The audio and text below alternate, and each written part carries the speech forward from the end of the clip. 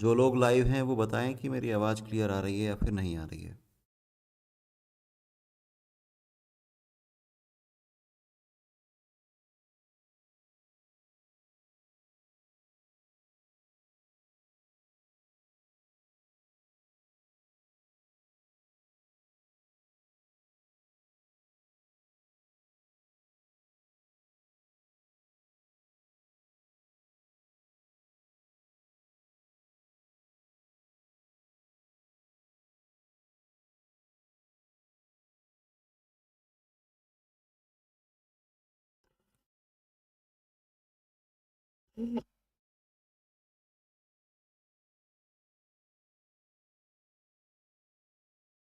चलिए ठीक है, तो आज की क्लास की शुरुआत करते हैं।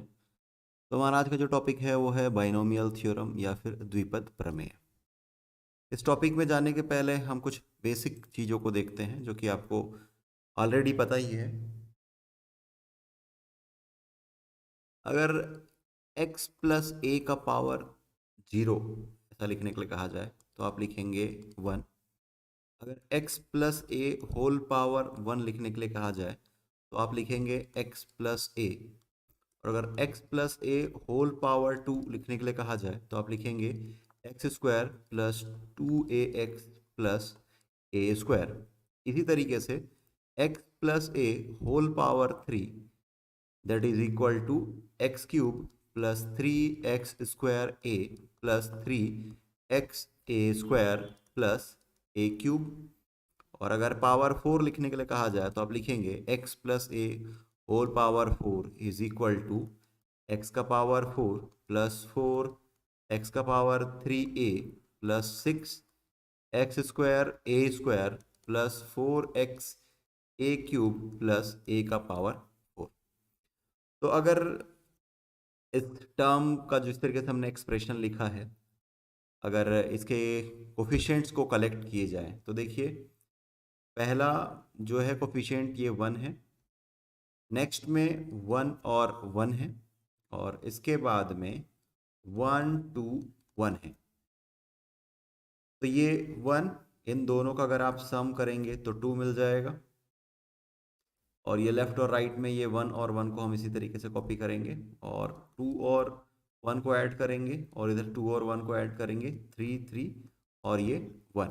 देखिए यहाँ पर ये कोफिशिएंट 1 3 3 1, और इसके बाद 3 1 और 3 का कोफिशिएंट का सम 4 हो जाएगा, और 3 और 3 का 6, अगेन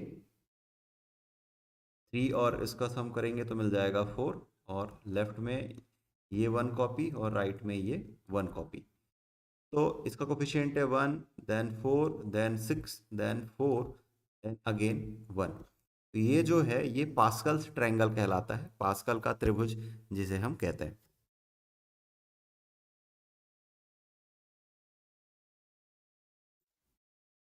अब बात करते हैं बाइनोमियल थ्योरम की।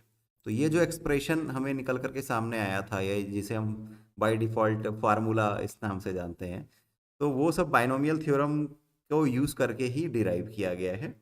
तो बाइनोमियल थ्योरम का मतलब ये होता है कि अगर कोई एक अलजेब्रिक एक्सप्रेशन है और उसमें दो टर्म कंटेन करते हैं, तो उसका एक्सपेंशन करने पर जो हमें मिलेगा वो उस बाइनोमियल का एक्सप्रेशन होगा या बाइनोमियल का एक्सपेंशन होगा। दो टर्म्स होंगे जिसका हमको प्रसार लिखना होगा।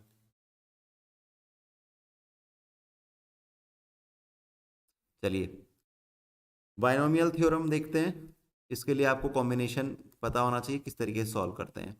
तो अगर x प्लस ए होल पावर n है तो इसका एक्सपेंशन बाइनोमियल थ्योरम को यूज करके हम लिख सकते हैं nc0 x का पावर n और a का पावर 0। फिर प्लस साइन nc1 x का पावर n माइनस 1 a का पावर 1। नेक्स्ट टर्म होगा nc2 x का पावर n माइनस 2 a का पावर 2 एंड सो ऑन। इस तरीके से आगे टर्म्स मिलेंगे। प्लस ncr x का power n minus r a का पावर r, ये भी आपको एक टर्म मिलेगा।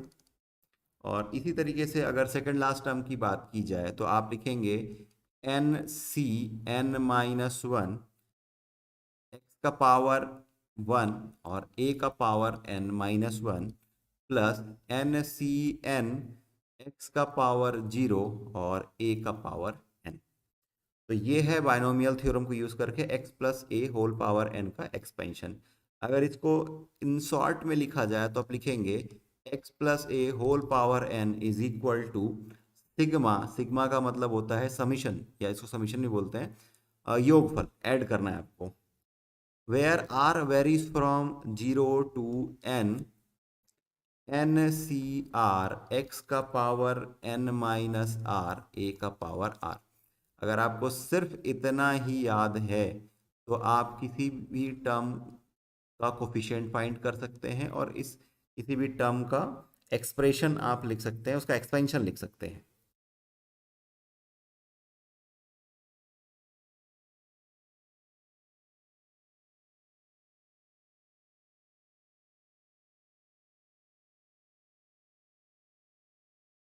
अब देखिए, दो तीन चीजें आपको पता होनी चाहिए।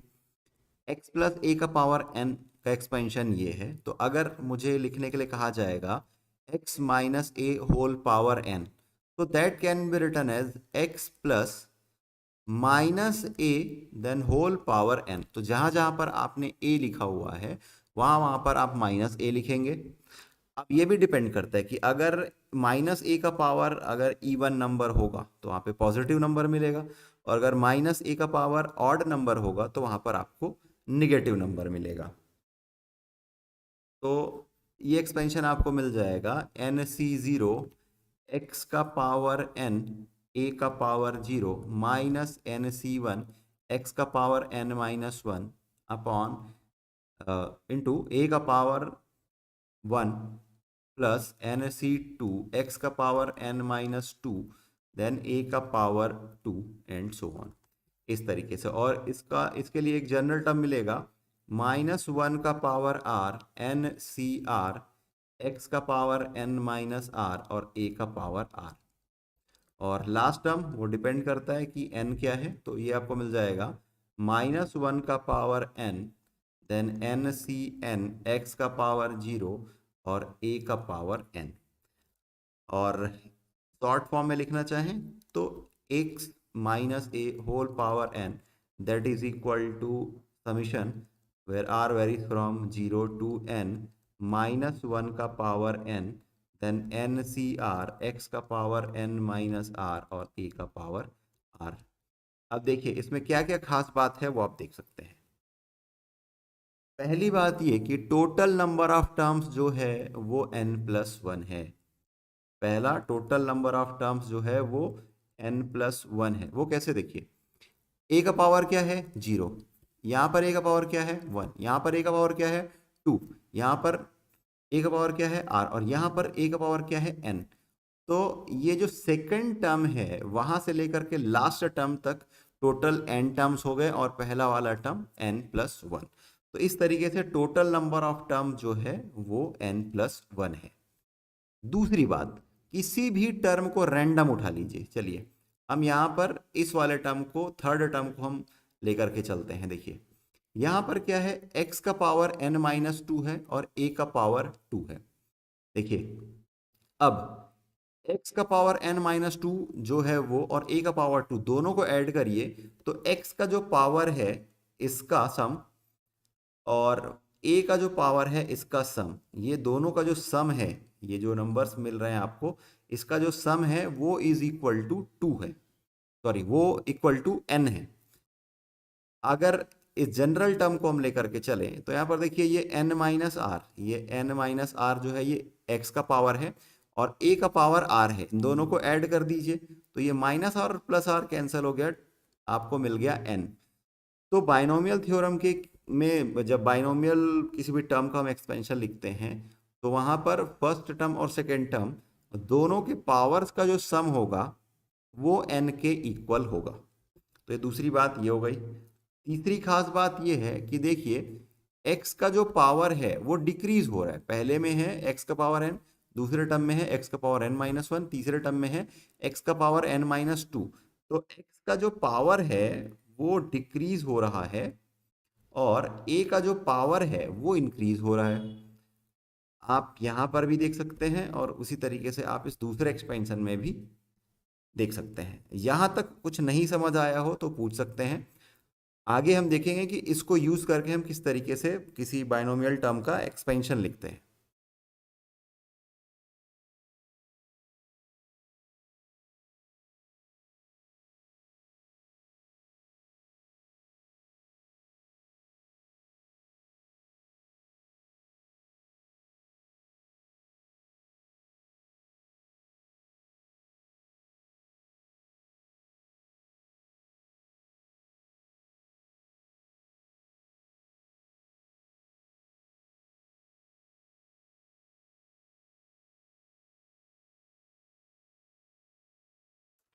चलिए, अच्छी बात है, आगे बढ़ते हैं। तो अब हमारे पास एक क्वेश्चन है जो कि है x का power 2 plus 2a whole power 5। इसका हमें एक्सपेंशन लिखना है। तो सबसे पहले आप x प्लस ए होल पावर n, इसका एक्सपेंशन हम बाइनोमियल थ्योरम को यूज करके लिख सकते हैं।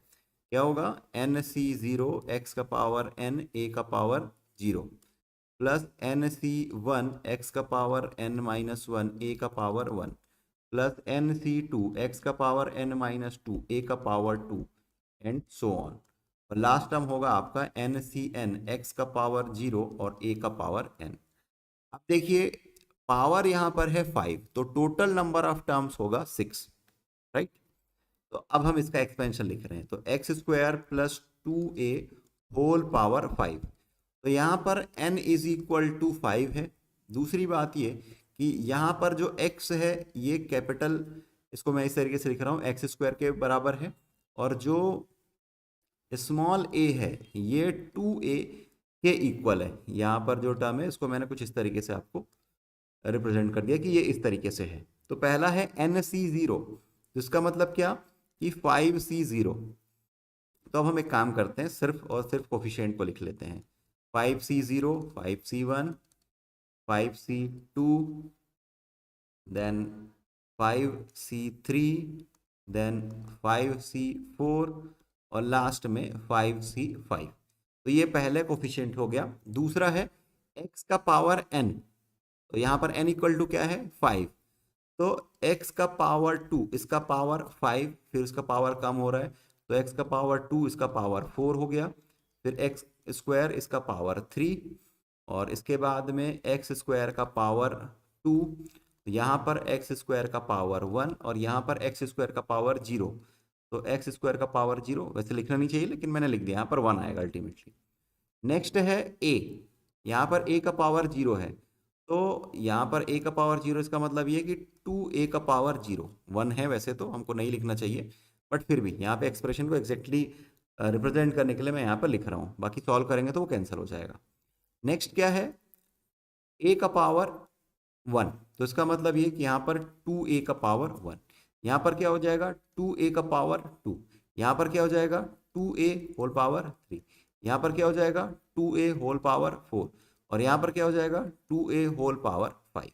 बस इतना ही है। अब हमको कोफिशिएंट्स को थोड़े सॉल्व करना है और उसके बाद में इसको एडिशन के फॉर्मेट में लिख देना है।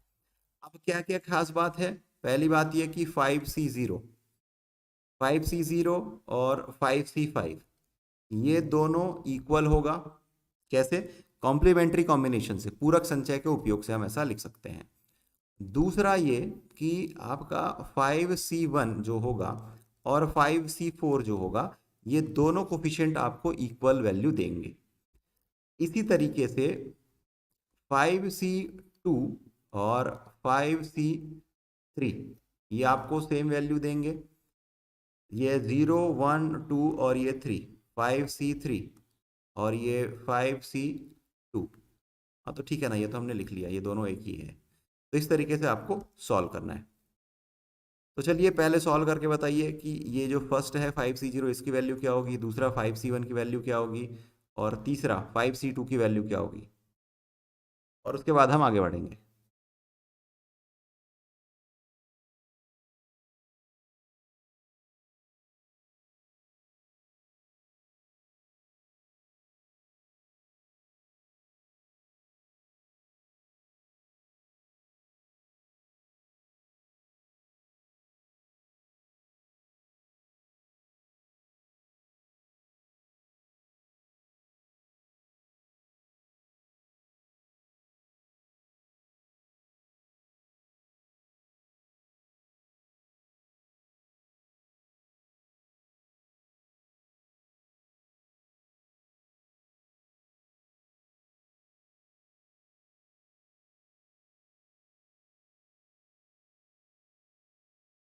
ठीक है, 5c1 दैट इज 5,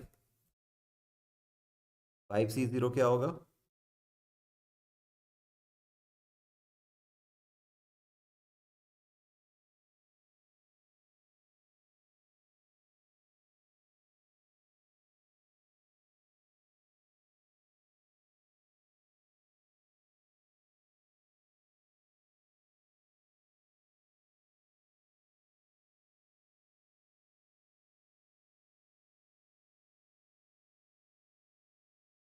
5c01, बहुत बढ़िया।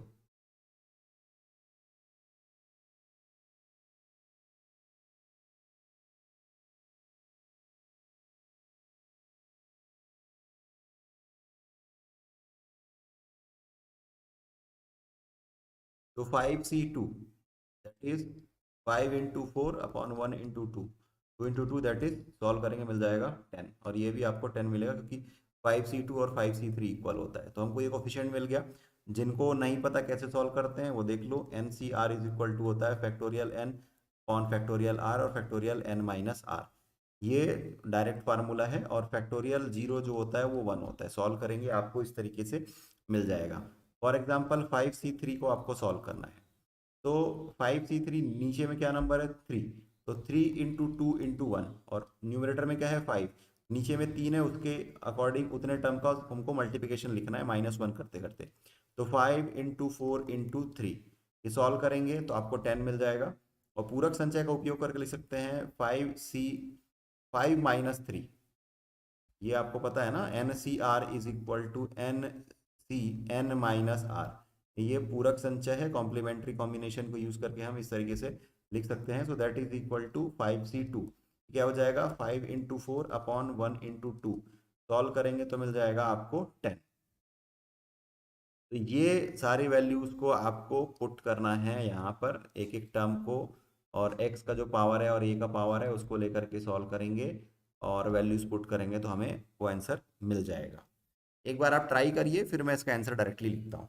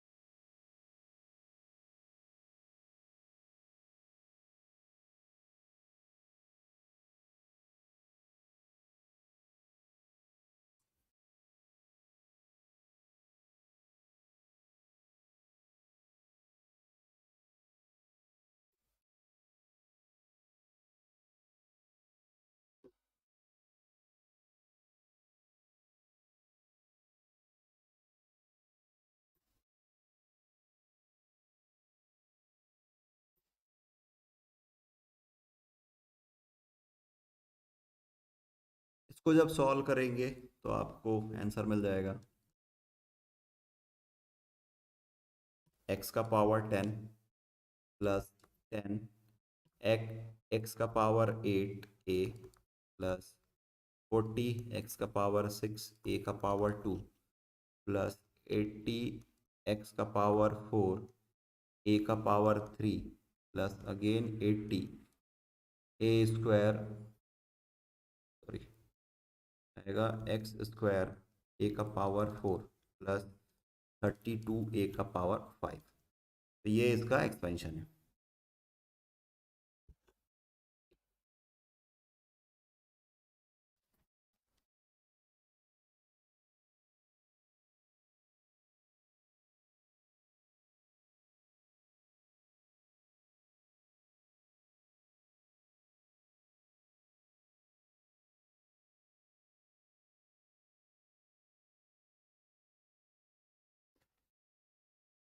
चलिए आगे बढ़ते हैं। अगला है general term. General term and middle term,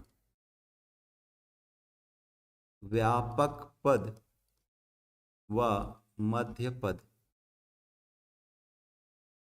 तो जैसा कि आपको पता है कि x प्लस ए होल पावर n, इसका एक्सपेंशन हम क्या लिखते हैं, x plus A whole power n that is equal to N C zero, X का पावर n ए का power zero plus N C one x का power n minus one A का power one plus N C two x का power n minus two A का power to. इस तरीके से आगे टर्म्स आपको मिलते हैं एन सी आर एक्स का power n minus R A का power R and so on, और लास्ट में एन सी एन एक्स का पावर आपको जीरो मिलता है और ए का पावर एन मिलता है। तो यहाँ पर बात करते हैं जनरल टर्म की या फिर व्यापक पद की। तो इसका जो व्यापक पद होता है इसे हम टी आर प्लस वन से रिप्रेजेंट करते हैं। ये होता है एन सी आर एक्स का power N minus R A का पावर आर। ये आपको याद होना जरूरी है, याद नहीं होगा क्वेश्चन सॉल्व नहीं होगा। क्या होता है, T of R plus one is equal to N C R x का पावर एन माइनस आर और ए का पावर आर। ये इसका जनरल टर्म है, ये आपको याद रखना है। अब बात करते हैं मिडिल टर्म की। मिडिल टर्म की देखिए, टोटल जैसा कि अगर बात की जाए x प्लस ए होल पावर n है, तो इसमें टोटल नंबर ऑफ टर्म्स जो होता है ये n प्लस वन होता है। थोड़ी देर पहले हम लोगों ने देखा था। तो अगर दो कंडीशन होगा, if n is even, if n is even, यदि n जो है वो सम है, तो इसका मतलब क्या कि n by two plus वनथ term जो होगा, टर्म इज मिडिल टर्म, वो उसका मध्य पद होगा। अब कैसे होगा थोड़ी देर बाद देखेंगे। नेक्स्ट है इफ n इज ऑड, यदि n विषम संख्या है तब n plus one by two th term and n plus three by two th terms are two middle terms. देखिए क्या हो रहा है, अगर n इवन है, इवन मतलब सम संख्या, अगर मैं x प्लस ए का पावर टू लिखूंगा तो इसमें कितने टर्म मिलेंगे, टोटल मिलाकर के थ्री टर्म मिलेगा, राइट। और अगर x प्लस ए का पावर अगर मैं थ्री लिखता हूं तो टोटल कितने नंबर ऑफ टर्म मिलेगा, फोर नंबर ऑफ टर्म मिलेगा। तो इसका मतलब ये कि जब n जो है वो इवन है तब एक मिडिल टर्म मिलेगा, और जब n ऑड है तो दो मिडिल टर्म मिलेगा। देखो यहाँ पर total number of term four है तो दो मिडिल टर्म मिलेगा, और टोटल नंबर ऑफ टर्म यहाँ पर थ्री है तो अब एक मिडिल टर्म मिलेगा। तो सिंपल सी बात है, ये आपको फार्मूला याद होना चाहिए कि n by two plus one th term जो होता है वो मिडिल टर्म होता है जब n इवन होता है, सम संख्या होता है जब n, तब आपको एक मिडिल टर्म मिलता है, क्योंकि टोटल नंबर ऑफ टर्म्स जो होगा वो ऑड नंबर होगा या फिर विषम संख्या होगी। इसी तरीके से जब n is equal to, n जो है वो ऑड नंबर होगा, विषम संख्या होगी, तो n plus one by two th term and n plus three by two th term, दो मिडिल टर्म आपको मिल जाएगा।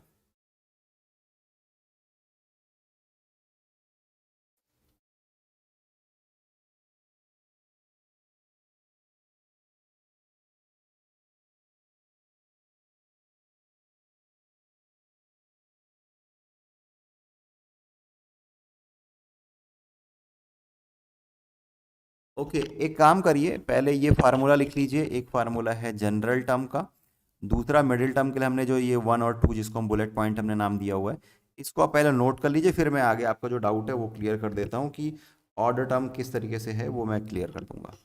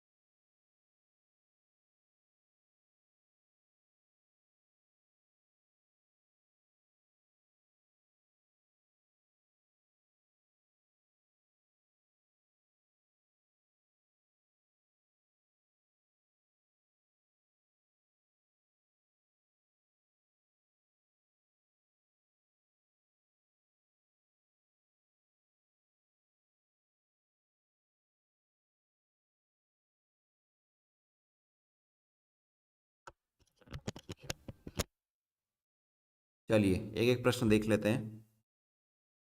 Find the middle term, find the middle term, मध्य पद ज्ञात कीजिए। क्वेश्चन है 2/3 x² minus 3/2x whole power 20। Here n is equal to 20। ये एक सम संख्या है। देखिए 20 क्या है, सम संख्या है, यह इवन नंबर है। तो हमने क्या देखा था, जब इवन नंबर होता है तब हम क्या लिखते हैं, n/2 plus 1th term will be middle term.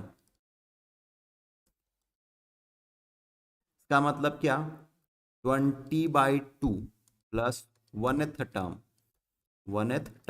तो 20/2 करके क्या मिल जाएगा, 10। 10 प्लस 1th टर्म का मतलब है 11th टर्म। 11th टर्म जो होगा वो इस केस में आपको मिडिल टर्म मिल जाएगा। और हमने जनरल फार्मूला क्या लिखा, T R plus 1 is equal to N C R, x का power n minus R, A का पावर आर। तो ये जो 11 है इसको मुझे क्या लिखना है, 10 प्लस 1 लिखना है। तो क्या मिल जाएगा इस तरीके से, T11 is equal to T10 plus 1 is equal to N C R, मतलब 20 CR, और R की वैल्यू क्या है यहाँ पर 10 है, तो 20 C10। x का पावर n माइनस आर, एक्स की वैल्यू क्या है 2/3 x², और इसका power 20 minus 10 that is 10। Then a का पावर r, और a की वैल्यू क्या है 3 माइनस 3/2x, उसका पावर r, इसका मतलब है 10। इसको जब आप सॉल्व करेंगे तो मिल जाएगा 20 C10 और x का पावर 10। देखिए 20 C10 मैं सॉल्व करूँ तो काफ़ी बड़ा नंबर आएगा, तो एग्जाम में भी ऐसा नहीं आएगा कि आपको इसको न्यूमेरिकल वैल्यू पूछा जाएगा, सीधा 20 C10 x का पावर समथिंग ऐसा दिया होगा। जहां पर आवश्यकता है सिर्फ वहीं पर हमको सॉल्व करना है। क्या ये क्लियर है?